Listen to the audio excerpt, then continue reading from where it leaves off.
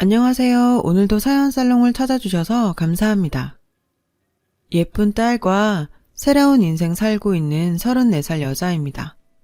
막대 먹은 어린 시누이 인간 한번 만들어 보겠다고 몇 년을 고생했어요. 하지만 바뀌기는커녕 점점 심해지는 시누이의 행동에 참교육 제대로 한 제 이야기 한번 해볼까 합니다. 남편을 처음 만난 건 아이러니하게도 그 당시 사귀던 남자친구한테 이별 통보를 받은 날이었어요. 고무신 거꾸로 신지도 않고 군대까지 기다려준 저에게 헤어지자는 문자 한 통으로 이별을 고했어요. 너무 열받고 억울했던 날이었죠. 술도 잘 마시지 못하는 제가 얼마나 마신 건지 눈을 떠보니까 집이더라고요. 분명히 포장마차에 들어가서 제가 누군가를 붙잡고 이야기한 것까지는 기억이 나는데 집에 어떻게 온지는 기억이 나질 않았어요. 살면서 필름 끊긴 게 처음이라 당황스럽기도 하고 도대체 무슨 일이 있었는지 어리둥절하게 앉아 있었죠. 그때 전화기가 울리더라고요. 저기 여기 땡땡포차인데 어제 여기 짐을 다 두고 가셔서. 그제서야 제 몰골을 보니 어제 입고 간 그대로 입고 화장도 지우지 않은 채 있더라고요. 어제 들고 나간 가방이나 외투는 어디도 보이지 않고요. 부랴부랴 옷가지를 챙겨 입고 어제 갔던 포차에 갔더니 사장님께서 장사 준비를 하고 계셨어요.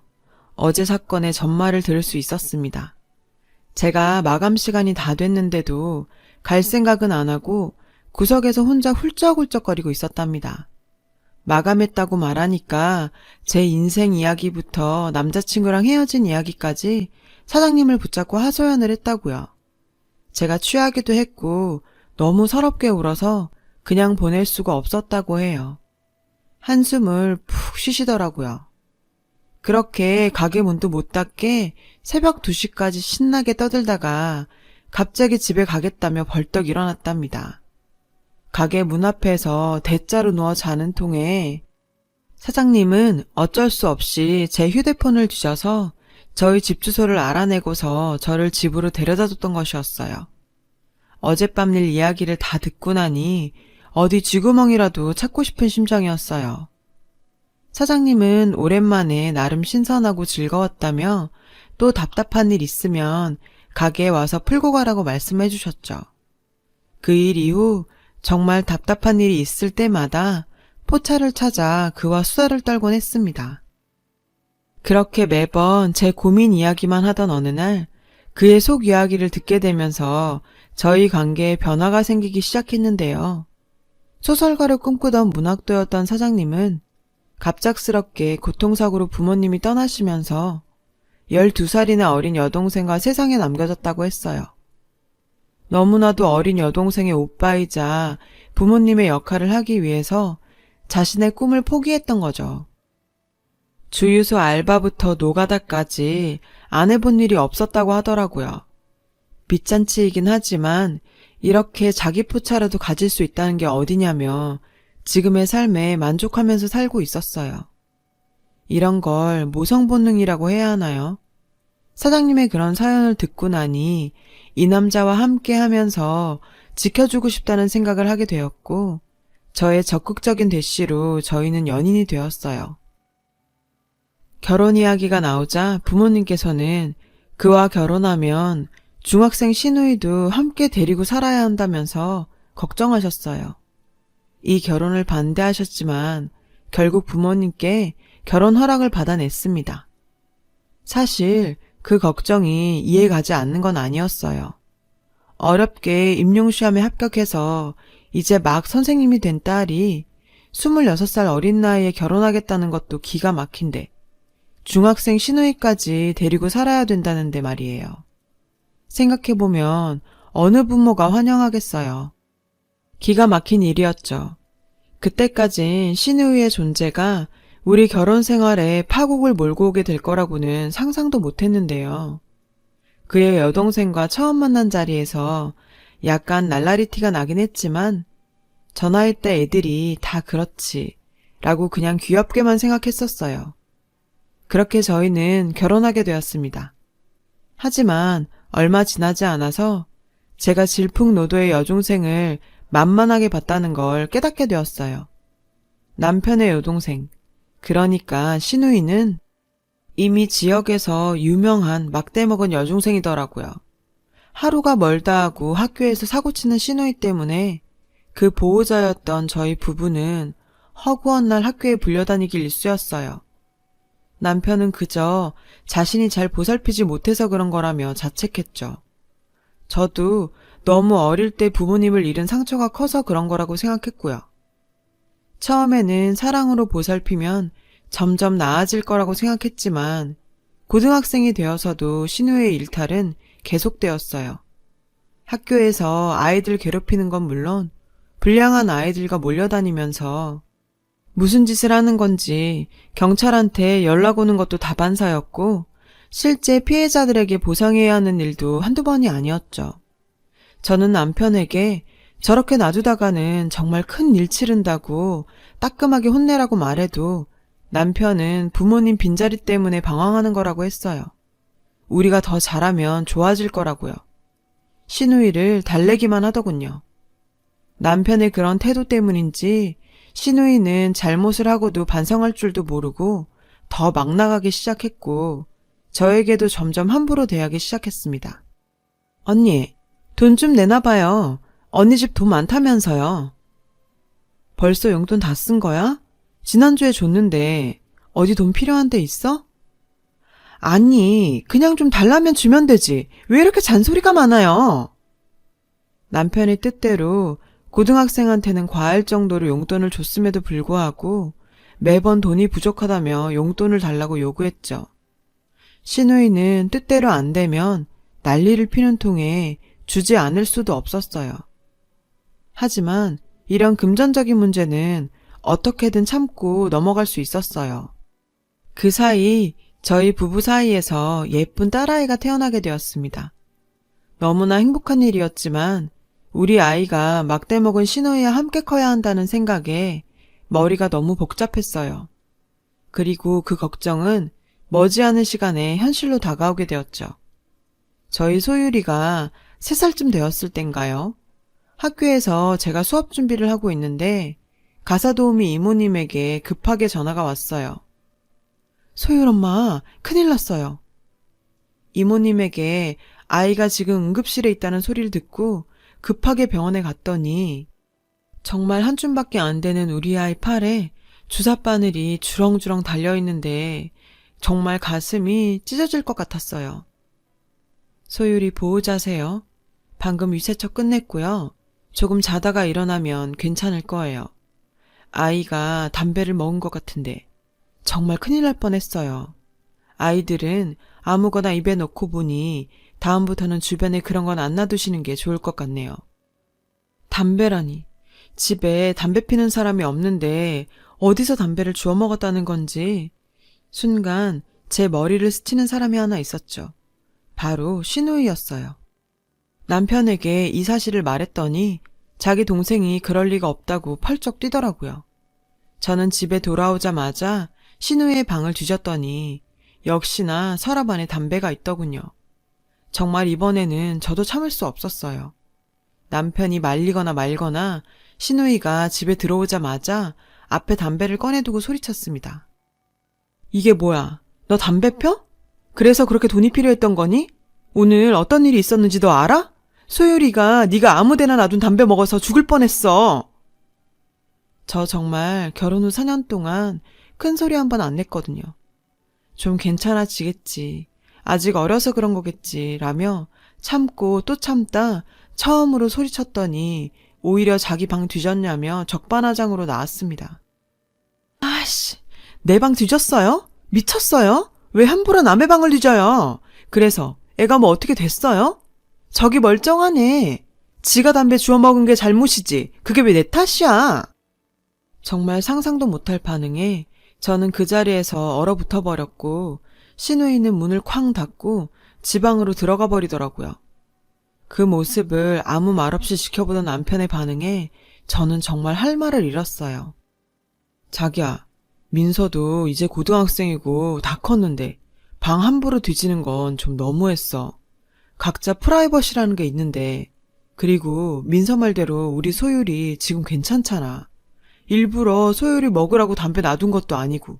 실수잖아, 실수.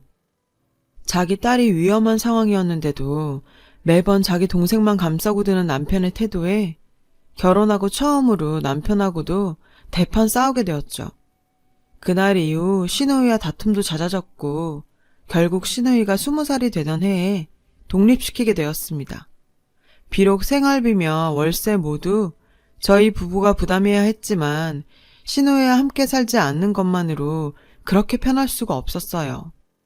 갈등의 근원이었던 신우이의 독립 이후 남편과 싸울 일도 없었고 시부모님 기일에나 가끔 만나니 딱히 부딪힐 일도 없었죠. 그렇게 3년쯤 흘렀을까요? 신우이는 임신을 했다면서 결혼 허락을 받기 위해 남자친구와 남편을 찾아왔어요. 저는 이제 성인이 됐으니 철이 좀 들었구나라고 생각했는데 남자친구가 집을 떠나자마자 신우이의 태도에 참 사람은 안 바뀌는구나 싶었어요. 민서야, 축하한다. 몇 주야? 우리 민서 이제 어른 다 됐네. 오빠가 마음 놔도 되겠어. 몇 주긴 몇 주야. 생리 안 한다고 했더니 지 혼자 임신 아니냐면서 오바하길래 그냥 임신했다고 질러버렸지. 걱정 마. 계속 시도 중이니까 되겠지. 그리고 결혼하고 나서 아니면 뭐 어쩔 거야? 이미 결혼했는데. 그리고 제 엄마 아빠 둘 다 한의사야. 저기 시집 가면 인생 펴는 거야. 인간이 어쩌면 저렇게도 양아치 근성을 못 버리는 건지. 그저 저러고 있는 꼴이 한심할 뿐이었죠. 그렇게 시간이 흘러 상견례를 앞둔 어느 날 남편이 오랜만에 술 한잔 하자며 저를 가게로 불러서 신우의 결혼에 대한 이야기를 하게 되었어요. 자기야, 내가 민서한테 해준 것도 없고 이번에 결혼할 때 기죽지 말라고 혼수는 빵빵하게 해줄 생각인데 자기가 5천 정도만 좀 보태주면 안 될까? 자기도 알겠지만 요즘 가게도 좀 어렵고 참 어처구니가 없었어요. 성인이 되고 나서도 월세며 생활비로 제 월급에서 한 달에 좋게 100만 원은 신우에게 들어가고 있었는데 결혼자금까지 내놔라. 저도 더 이상 호구가 되기 싫었어요. 정신 좀 차려. 당신이 민서 인생 살아줄 거야? 내 월급에서 매달 당신 동생한테 100은 나가는 거 알지? 난 이제 더 이상 호구짓 안 할 거니까 당신 알아서 해. 저는 조금 차가워 보일지는 모르겠지만 제 생각을 분명히 남편에게 전달했어요. 상견례 날 저희 부부는 시부모님의 빈자리를 대신해서 상견례장에 나가게 되었죠. 그곳에서 저는 정말 깜짝 놀랐어요. 상견례장에서 신우이의 모습은 그야말로 요조숙녀 그 자체의 모습을 하고 있더라고요. 사돈 되실 분들도 그런 신우이가 퍽이나 마음에 드시는 모양이었어요. 우리 아기 이렇게 참하게 키워주셔서 정말 감사합니다. 요즘엔 혼전 임신은 혼수라고도 하는데 저희 집에 참 복덩이가 굴러들어왔네요. 아직도 임신 사실을 철석같이 믿고 있는 예비사돈 모습에 정말 이대로 결혼을 진행해도 되나, 지금이라도 말을 해야 하나, 상견례 내내 고민하느라 밥이 코로 들어가는지 입으로 들어가는지 모를 지경이었죠. 고민 끝에 신우이를 살짝 불러내서 설득해봤는데요. 민서야, 아직도 사실대로 말 안 한 거야? 너 정말 어쩌려고 이러는 거니? 지금이라도 사실대로 말씀드리고 이 결혼하자. 응? 참, 언니, 오지랖 좀 부리지 마요. 누가 보면 우리 엄만 줄 알겠네. 결혼 자금 좀 보태달라니까 생판 남처럼 굴더니 내가 말을 하든 안 하든 무슨 상관이야 정말 짜증나게. 예나 지금이나 싹퉁바가지 없는 건 여전했죠. 저도 이제 정말 남의 인생이다 생각하고 상견례장으로 돌아왔어요. 그 문을 통과하는 순간 신우이는 또 완전히 다른 사람이 되더군요. 그저 빨리 상견례가 끝나길 기다리고 있었는데 저희 아빠한테 카톡이 한 통 들어와 있더라고요. 혹시 집에 무슨 문제 있니? 김서방이 급하게 돈 필요하다고 5천만 원만 빌려달라는데 나도 갑자기 5천을 어디서 구하니? 그리고 아빠가 말은 안 했는데 저번에 빌려간 돈도 아직 안 갚았거든. 걱정이 돼서 말이다. 도대체 5천만 원은 무슨 소리고 저번에 빌려간 돈이라니. 가만히 생각해보니 퍼즐이 딱딱 맞더군요.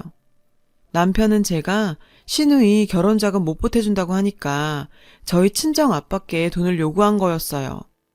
이미 이전에도 몇 차례나 빌린 적이 있었나 봐요. 부인인 저한테 말도 없이 저희 친정아빠에게 그런 일을 감쪽같이 했다는 게 정말 너무 괘씸했어요. 이 모든 일의 원인이 된 시누이가 요조숙녀처럼 웃고 있는 모습을 보니 간신히 잡고 있던 이성의 끈이 끊어지더라고요. 우리 애기는 요즘 애들 같지 않게 조신해서 참 좋아요. 학창시절엔 어땠어요? 아들 말 들어보니 조용히 공부만 했다고 하던데. 우리 이서방이 아직 우리 민서를 잘 모르네요. 우리 민서 학교 다닐 때 유명한 일진이었는데 그건 몰랐나 봐요. 순간 하하호호 웃고 있던 신우이의 얼굴이 일그러지고 예비사돈 얼굴도 당황한 듯 보였어요. 언니, 무슨 말이에요? 제가 무슨 일진은. 농담도 참. 어머님, 우리 새언니가 농담을 참 잘해요. 민서야, 무슨 소리야. 내가 너 중학생 때 네 오빠랑 결혼해서 너 때문에 경찰서 간 게 몇 번인데 농담이라니. 아, 그리고 혹시 산부인과에 민서 데리고 가보셨어요? 꼭 한번 검사해보세요. 가보시면 제 말이 무슨 말인지 아실 거예요. 시누이는 모두 사실이 아니라며 예비사돈에게 구구절절 해명하고 있는데 더는 보기 역겨워서 그 자리를 떴어요. 남편이 급하게 뛰어나오더니 저를 붙잡더라고요. 너 뭐하는 짓이야? 민서 인생 조지려고 작정했어? 당장 들어가서 해명해. 오해라고? 내가 말한 것 중에 사실이 아닌 게 있어? 네 동생 인생을 조져? 네 동생이 저 사람들 인생 조진다고는 생각 안 해봤니? 그리고 너 나 몰래 우리 아빠한테 돈 빌렸더라? 야, 할 짓이 있고 하지 말아야 할 짓이 있는 거야. 너 뭐냐 도대체? 나 너 같은 놈이랑 더는 못 사니까 네가 그렇게 아끼는 네 동생이랑 잘 살아봐. 그날로 저는 소율이와 함께 친정으로 내려왔고 부모님께 사정을 설명했습니다. 친정 생활이 일주일 정도 됐을 때쯤 남편이 절 찾아왔어요. 저는 당연히 용서라도 빌려고 오는 줄 알았죠. 이 인간은 끝까지 지 동생 걱정만 하더라고요. 너 때문에 민서 죽는다고 난리치고 있어. 당신이 저질렀으니 당신이 빨리 해결해. 상견례 이후 정체가 드러난 시누이가 파혼하게 됐다고 저한테 책임을 지라고 하더군요. 책임은 무슨 책임. 지금까지 뒷바라지한 돈 다 뱉으라고 해도 모자랄 판에. 그리고 남편놈도 아직도 정신 못 차리고 있는 것 같아서 제대로 알려줬네요. 이혼 서류 보내놨으니까 도장이나 찍어. 지금 살고 있는 집 우리 아빠가 결혼할 때 해준 거 알지? 빨리 집 비우고 나가. 아, 그리고 네 동생 또 사고 쳤더라. 내 차 유리 다 깨놓고 못으로 다 그어놨더라고. 아직 지가 중학생인 줄 아나. 중학생 때 사고 쳐도 경찰들이 미성년자라고 다 봐주니까 세상이 만만했나 봐. CCTV 다 넘겨놨으니까 경찰한테 연락할 거야. 그제서야 뭔가 잘못됐다는 걸 깨달았는지 동생은 한 번만 봐달라면서 제 바지가랑이 잡고 매달리는데 참 그 꼴을 보고 있자니 막대 먹은 동생 하나 때문에 이 인간 인생도 참 고달프구나 싶었네요. 그 이후로도 문자로 욕짓거리 하던 시누이는 경찰에 연락을 받았는지 자기한테 그런 큰돈이 어딨냐며 한 번만 봐달라고 하는데 저런 애들은 제대로 한번 현실의 쓴맛을 느껴봐야 하기에 끝까지 합의해주지 않았어요. 그렇게 34살이라는 적으면 적고 많으면 많다는 나이에 돌아온 싱글이 되었는데요. 이혼하고 나니 지금까지 뭘 얻겠다고 왜 이리 살았나 싶더라고요. 이혼 후 저도 재충전을 위해서 잠깐 휴직을 하고 소율이와 많은 시간을 보내면서 이혼의 아픔을 점점 지워가고 있습니다. 우리 소율이를 위해서라도 더 잘 살아봐야겠습니다. 제 이야기를 들어주셔서 감사합니다. 차가운 날씨 건강 조심하세요. 여러분, 사연 댓글에 응원과 현명한 조언 부탁드려요. 좋아요와 구독은 저에게 큰 힘이 됩니다. 오늘도 좋은 일 가득하세요.